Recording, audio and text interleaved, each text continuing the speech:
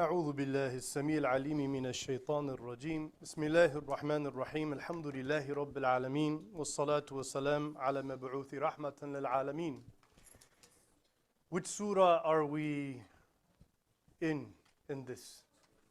Surah Nisa. Surah Nisa is the Surah Al-Huquq wal-Adl. It is the chapter of the Quran that focuses in master form about establishing the rights of those who are usually mistreated. That is the general focus of the whole thing, making sure that justice is done where it's usually not. Interestingly enough, it's called Surah An-Nisa, which means women. So what was Allah saying there? That women are perhaps the largest category of people who have been unjustly treated and not given their rights. So interestingly enough, in the concept of rights and how we distribute them, in the beginning of the first page, وَلَا تُؤْتُوا السُّفَهَاءَ أَمْوَالَكُمُ الَّتِي جَعَلَ اللَّهُ لَكُمْ قِيَامًا وَارْزُقُوهُمْ فِيهَا. Then a couple pages later, وَإِذَا حَضَرَ الْقِسْمَةَ أُولُو الْقُرْبَى وَالْيَتَامَى وَالْمَسَاكِينُ فَارْزُقُوهُمْ مِنْ. So the first ayah would be meaning, do not give foolish people who are not known to act properly, they act strange and silly and foolish. Don't give those people your wealth that God has blessed you with, that you worked hard to gain and you need. Rather, invest some of that wealth, tell them about the investment, so that they can take some of what's in that investment. So the last part of the ayah says, وَرَزُقُوهُمْ فِيهَا. And give them sustenance, give them from in it. What? The wealth, right? And the other ayah, it says, when there is the estate deliberation about who will get what, and there's going to be inheritance accepted, and so the family members are there, the orphans are there, and the poor people are there. So then it uses, instead of wa, it uses fa, which means immediately give them the wealth from it. Meaning take from that and give this one, take from that and give this one, take from that and give that one. Who can tell me the difference between the two? Harf al-jar. So we have fiha, warzuquhum fi, and then we have min. Right? So in some of the commentaries, they act like it's the same thing.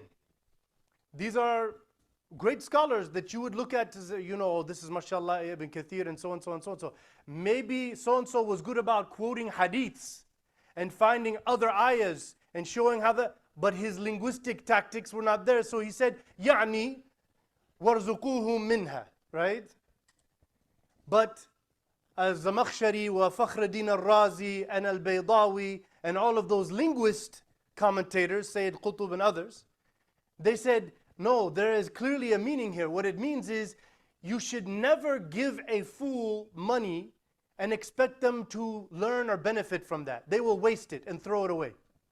What you should do is you should teach them how to use it. So basically, you have the money, you do, and you are showing them how to earn. And when they earn, because of the thing they learn, they take from it, and now they're no longer a what? A fool.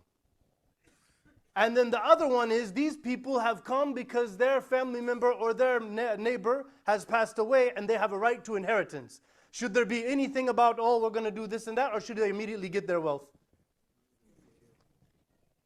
The specific usage of language here in such very exact, very specific way is something that just doesn't come from an average person, much less the great poets of before.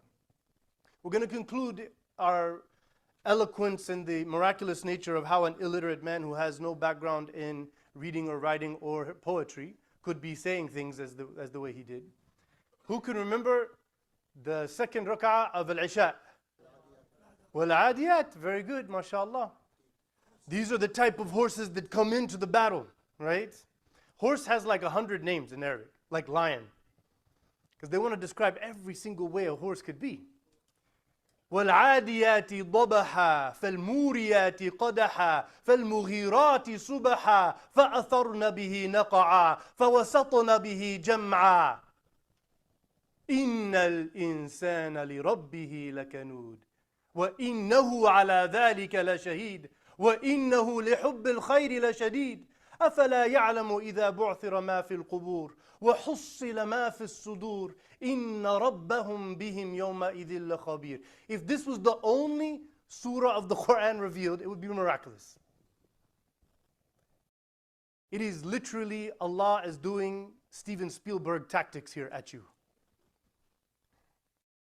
If you know Arabic, what he's saying, subhanahu wa ta'ala, is that I swear by the steeds of war, as you can hear their hooves buckling and hitting off the ground, and as they come in the night, you can see behind them the sparks coming up as their hooves are coming. And as they come in the morning, in the very beginning of the morning, and they get right in the middle of the enemy, and you see all of the smoke all around them. Now the question is, truly the human being is not grateful for the blessings he was given. And he is going to be a witness to himself, or Allah is witnessing against him on that, because he loves money so much. Does he not know that he will one day be with everybody else, coming out of the graves, looking up to see what will happen, and the value of his heart comes forth, and the meaning of who he was and what he represented will then be in a book inscribed, and the judgment will come because his Lord knew him better than anyone or anything else. Now, some of you are saying, why did we go from this to that? There's two scholarly camps. One is we want to get your attention and pull you into the story. And then we want to hit you with the guidance about you as a human being. Because Arabs loved horses. A large percentage of their poetry before the Prophet ﷺ was about horses and wars and fighting and bravery and courage and manhood and horses and being on horses and in the war is the pinnacle of manhood.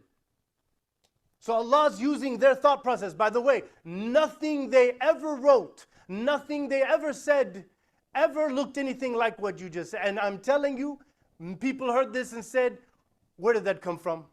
What kind of sihr is this? And that's why they tried to call him sahir. This has to be magic. This is jinns. No way a person could come up with this. And so then it came to the point. So that's one scholarly opinion. Pull you in, get your attention. They did not have movies back then. This to the Arab ear was a movie. The most blockbuster hit, Avatar, whatever, in your face stuff. That's literally how they were taking it. And the other opinion is to say that you're in a battle and you're in the middle of it, and it's you against yourself and your love for this world and your shaitan that's enticing you to this world. What's in your heart is what matters, and what's in your heart should not be the love of this world and the wealth that's in it. It should be the love of your Creator, and you should be thankful for everything, because that leads to faith. And that's what he was saying, subhanahu wa ta'ala. And so these things come up throughout the Quran. Literally, there's books and different tafsirs written on this that is just mind-blowing. So for my Arab family, I highly encourage you to read Fi Dhilal al-Quran, Sayyid Qutb. And if you were told, la, this guy is a bid'ah and all of that, those people are fools. They probably don't even understand what they're reading, and that's why they try to say that. Jealous. Just read it, okay? Or, if you have a deep thinking mind, read a Tanweer for Ibn Ashur. He's going to break it down in a way that you've never seen it before. And this was just back in the early 1900s, by the way, right? So I highly encourage you. For the rest of you, I highly encourage you to read many different translations, many different commentaries. So may Allah bless us in the Quran. May Allah give us closeness to His word and His book. And may Allah make it seep into our hearts and minds and come out of our mouths and actions. Jazakumullah khair.